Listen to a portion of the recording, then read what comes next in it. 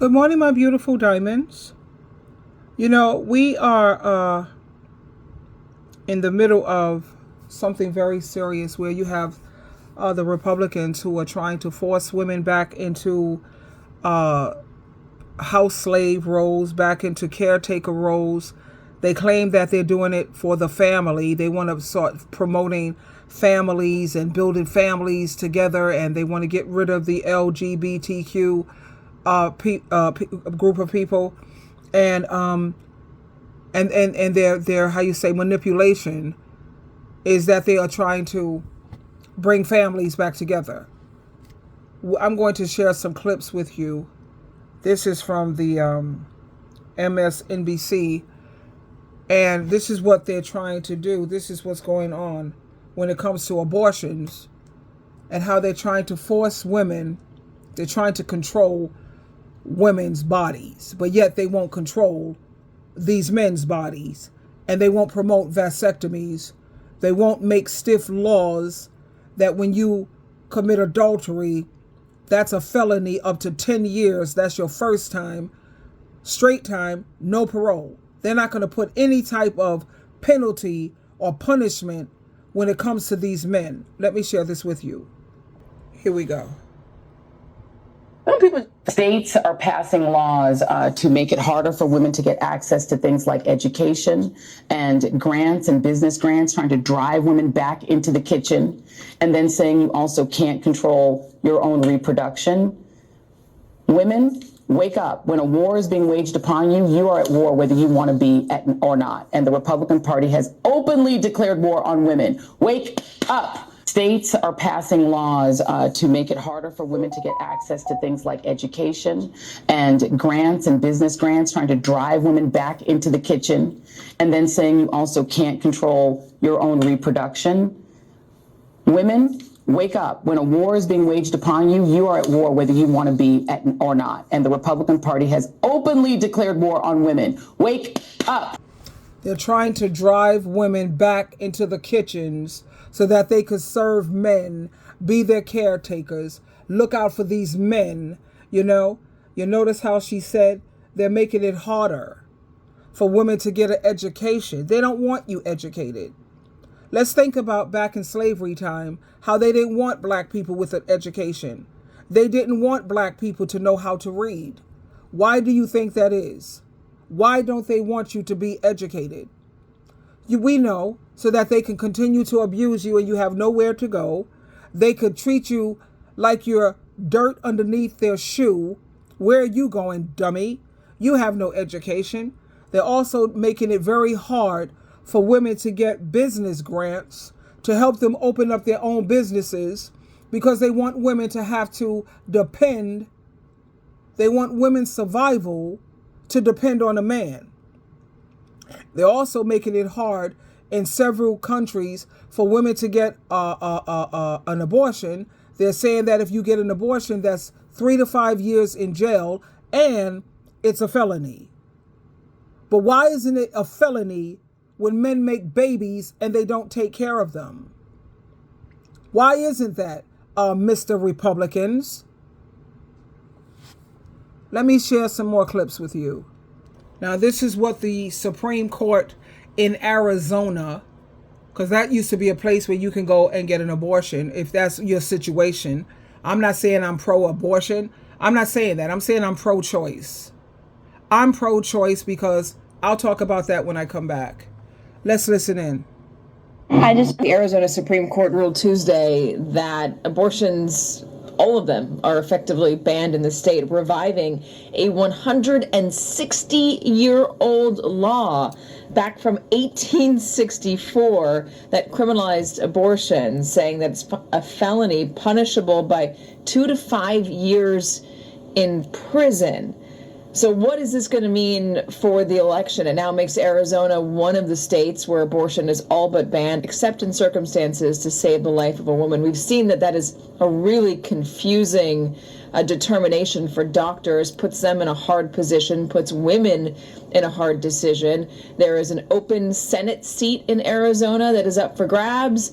There's also the presidential election, and Arizona is a major state for both Donald Trump and President Biden. What does this new ruling do? The Arizona Supreme Court. I just feel like it should be out of the government's control. I just feel like we're going back in time. I'm not for abortion, but I think it's not the place of the state to punish women for deciding to have an abortion. It's such an archaic law created by men to control women's bodies. Puts fear in my heart because I know that women are going to die. I just feel like So they're trying to take women back to 1864, where you are penalized for having the power over your own body.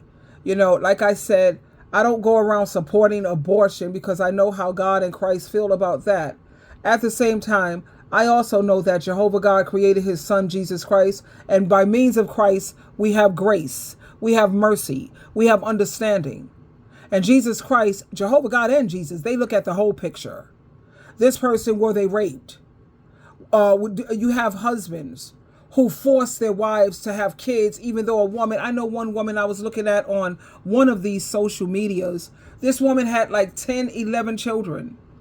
And her husband likes to keep her pregnant. Well, he'll force her, taking advantage of her. And yet she's supposed to just constantly keep pushing out babies like she's some baby making machine. And you have so many situations that have to be taken into consideration. And that's the beauty of Jehovah and Jesus Christ. A woman knows how much she can take, how much she can handle, what she can't. And that's what Jehovah God and Jesus Christ look at. Jehovah looks at each person. Jesus Christ look at each person and says, you know what? This person has done more good than bad. They've done more right than wrong. And I know. That's why I said that's the beauty of let God and Christ judge people. Let them determine who's going to go to hell and who's going to go to heaven. That's not our right. Would I ever have an abortion? I can't say. They say never, honey. I don't know what situation or position I may be in. Well, I'm not now because I'm menopausal now. Thank you, Jesus. Thank you. I have a son and daughter, honey, and that's it. I remember my children's father, he wanted me to have 6 children. That wasn't happening, sweetheart, not here. Because after my second child, I told them to tie my tubes. Now, when you tie your tubes, you can get them untied again. And you can have kids if you choose to. A lot of the times. But I said, no, you won't be having 6 children out of my body. And it's a good thing that I made that decision because even though I was married before I had my children, I still ended up a baby mama, a single mother. Now, can you imagine if I would have let that man impregnate me with 4 more kids? I would have been in a psychiatric unit in a straitjacket. This is the hardest job in the world, is to be a parent, especially a single parent. But of course, the Republican Party, they don't care about that. And as you know, most of these rules are created by men.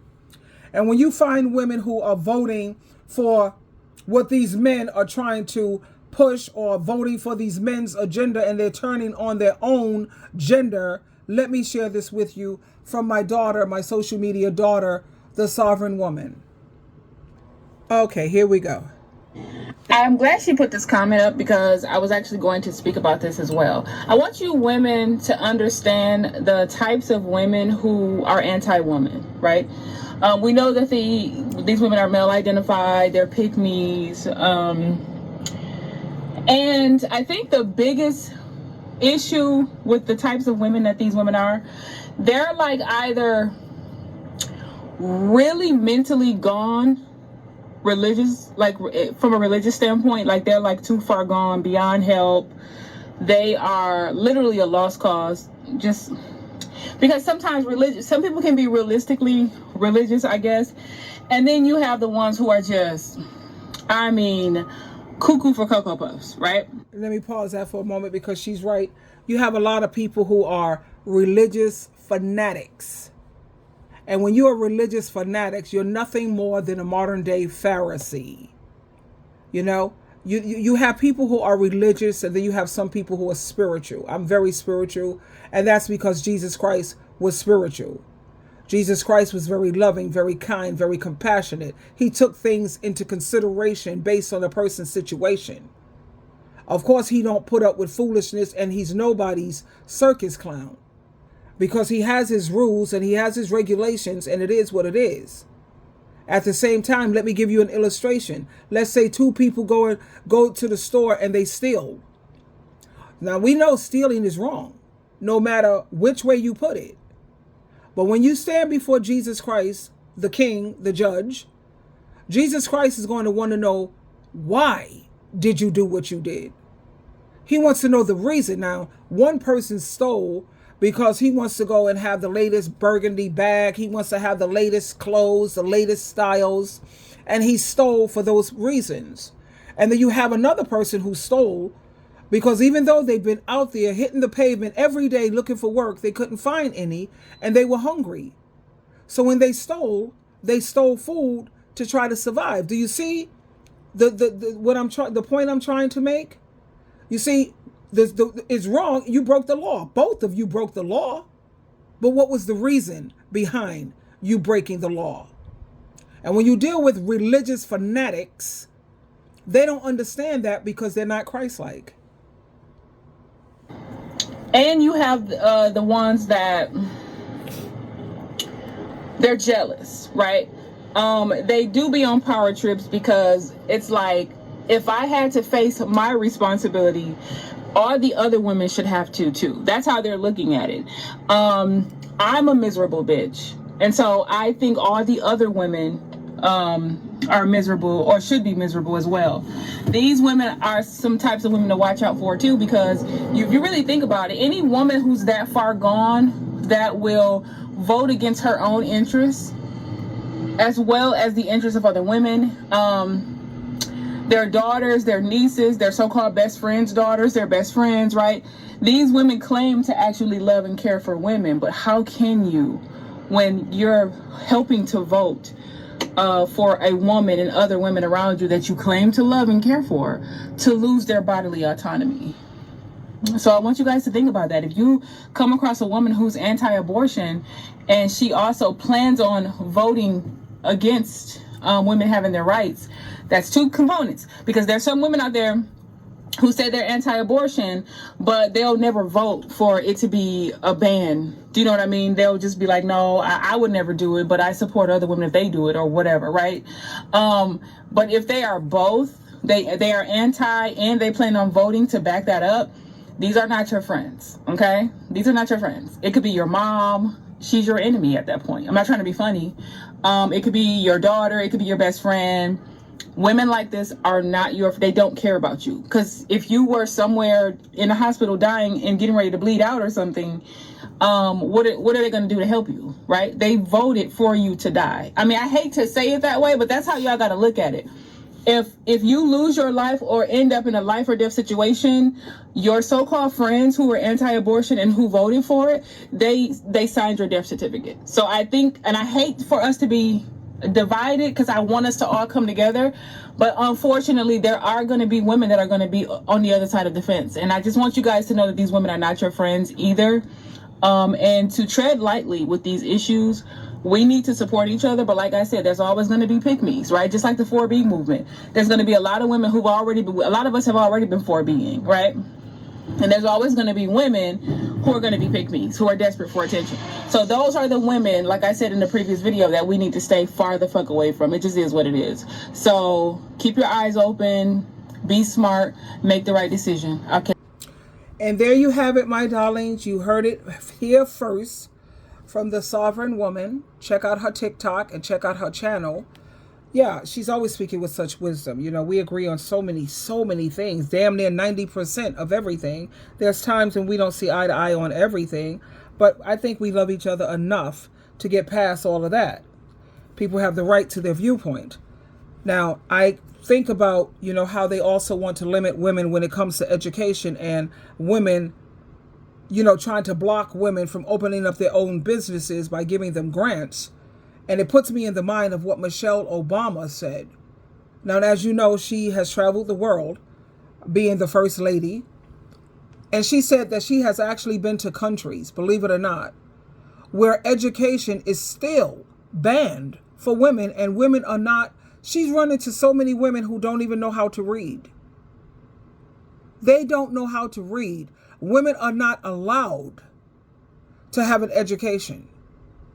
And I was looking around me and I was like, what does that still go on? Is she speaking the truth? That's another thing I love about Joyce Myers, because she's a pastor, a preacher, a minister, and she's a missionary. She goes to different places, especially places like Africa and a lot of the third world countries, in India. And you have so many countries where women are still treated as subhuman. And all these men want to do is keep them pregnant, barefoot in the kitchen, taking care of their kids, taking care of them when they're sick, being their house slaves, cheating on them left and right. These women don't have no say-so. So Joyce Myers, she goes and she ministers to these women, helping them, assigning different people to help these women learn how to read. Women who are out there who they lost their looks or their bodies start to change, and now these men are ready to toss them out on the street. All they are to these men are baby-making machines. That's all you're good for. What else are you good for? How dare these Republicans try to put women back in that position? You want to punish the women, but you don't do a damn thing to these men. I want to see more commercials. I want to see more advertisement, more marketing, telling men and promoting vasectomies. Get a vasectomy, especially if you already have 1 or 2 children. That's more than enough. Now go get your vasectomy. I want to promote vasectomies more than anything. And it can be reversed. And if you're afraid that it might not be reversed properly, save your sperm in a sperm bank, like women do with their eggs. A lot of women know that they don't want to have children right now. They want to have children when they're older, so they'll save their eggs. A lot of women are doing that now. So I'm just saying, stay away from women, like she said, who are anti-woman, because they're miserable and they are stuck and trapped and have a ball and chain. And they want to see you just as miserable as they are. I'm working like a dog to try to build a sisterhood. Each community should have a sisterhood where we uplift each other, where we elevate each other, where we work like a dog with everything that we have to take care of each other. Because after all, when all is said and done, women are so much more nurturing, loving, kind, understanding, reasonable. We understand the importance of communication. Men don't get that part.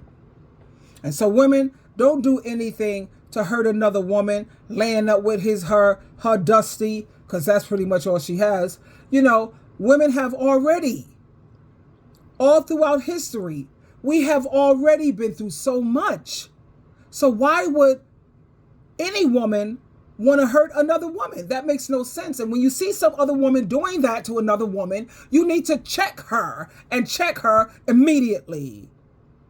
No, you're not going to be accepted by us. And no, I don't appreciate you sitting up there cutting another woman's throat, stabbing her in her back. That don't sit well with me at all. So you need to make some changes, ma'am, and get your stuff together.